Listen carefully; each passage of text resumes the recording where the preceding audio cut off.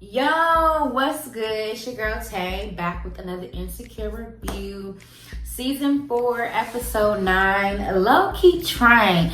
This episode is packed with a lot. I felt like it got a little longer than 34 minutes. It was so much going on this episode, but let's go ahead and kick it off. I guess Lawrence and Issa is really a thing. We're not about to just have a moment. We're about to have a few episodes. So, I don't know how I felt about it. You know, it's always good seeing Lawrence smile, because that man is sexy, okay? Like, he looks good. So I'm always down to see him smile.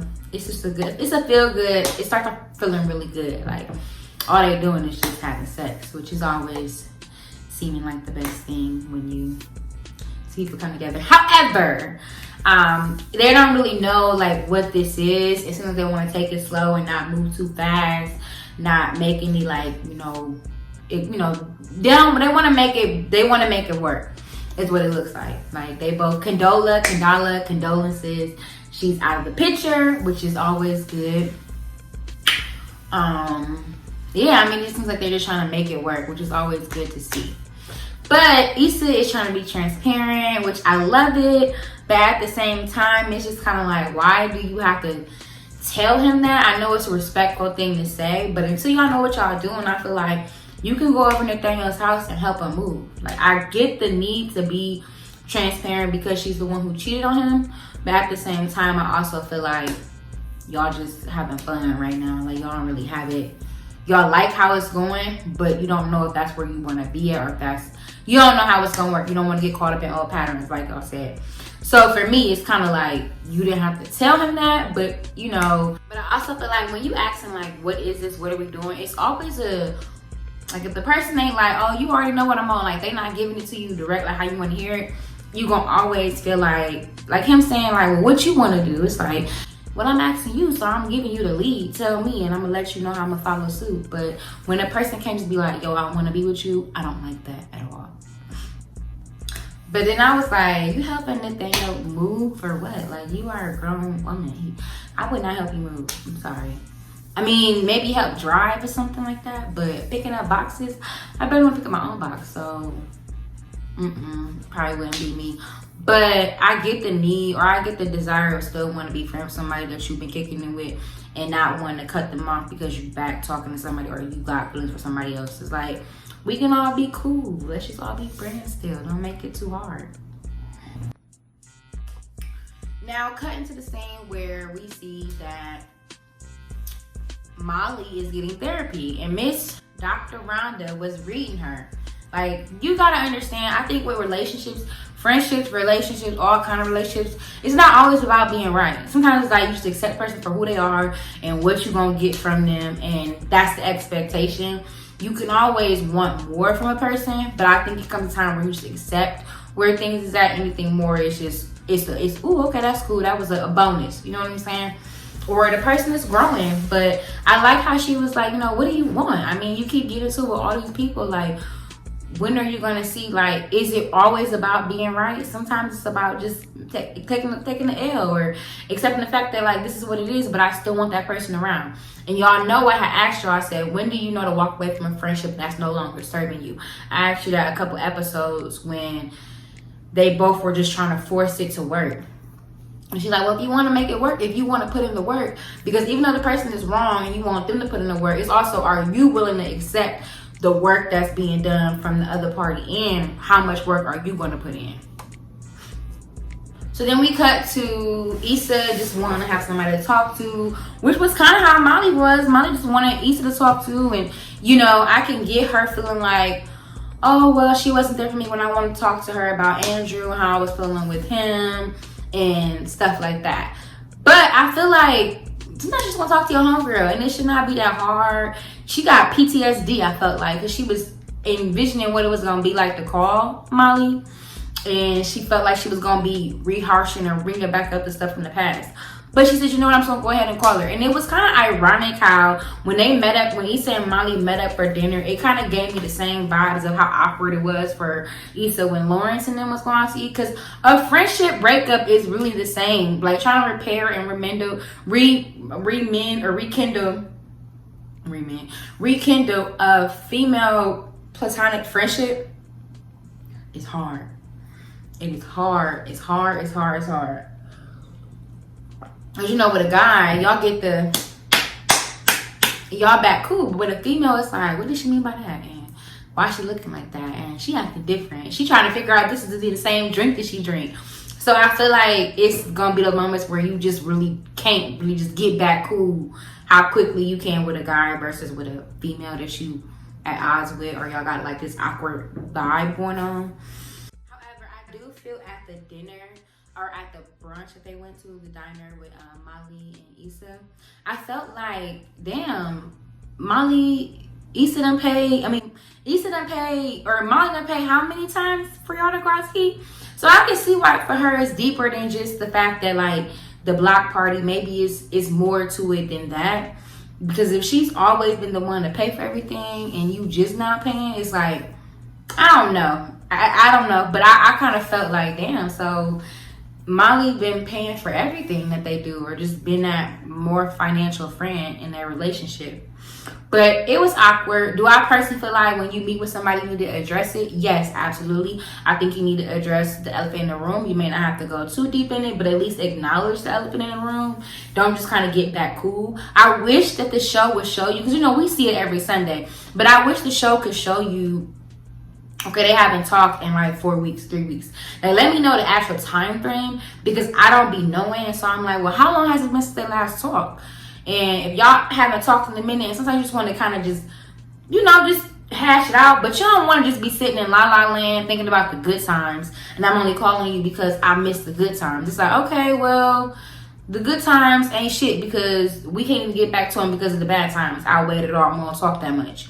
So I can feel Molly. It's the first time in a long time I can feel her being like, I feel like this is fake. Like, we need to address what the fuck's going on and why I haven't talked to you in a minute. You want to hear about my update on my life, but you don't deserve that. I'm gonna keep it. As far as Molly and Andrew, I like the fact that he's very present and involved in her relationships.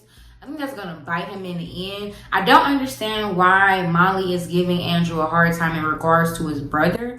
Like, he gave you a peace offering. I think Molly is really big on holding grudges. I think she struggles with learning how to forgive, like what to forgive and what not to forgive. I think when it comes to some misunderstandings, you can forgive a person for that and move forward. You don't gotta stay there.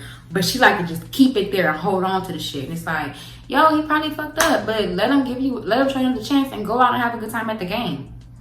Like, that's gonna be a problem. And if you really want to pursue this man, you really want to make it work, you need to learn how to let certain things just be what it is and get over it. And you know, it's not being fake, but it's just learning how to pick your battles. And I feel like she's making this battle bigger than what it need to be by avoiding him or saying you just don't want to deal with him no more. When if you gonna deal with Andrew, like he said, that's my brother. Like, what, you gonna just never see him again? It's not gonna happen. Alright, now we cut to the scene where Issa went to Nathaniel's house to help him. They having like a real awkward moment. She is so awkward. But she wanted to be transparent and tell Nathaniel about her and Lawrence, you know, back rekindling things. And, you know, he felt some type of way about it. But I appreciate the transparency in this scene, because it's like, yo, I still want you in my life, even if it can't be that kind of way. You are somebody that I still want to kick it with and be around. I thought that was real, and I wish we could see that more. I wish that it could be that easy for me, because I feel like if I told anybody that, they'd be like, all right, well, you can leave now. Or like, maybe not that, but they probably not going to really be trying to deal with me that much because they want to protect their feelings. And so it's kind of like, I can dig it.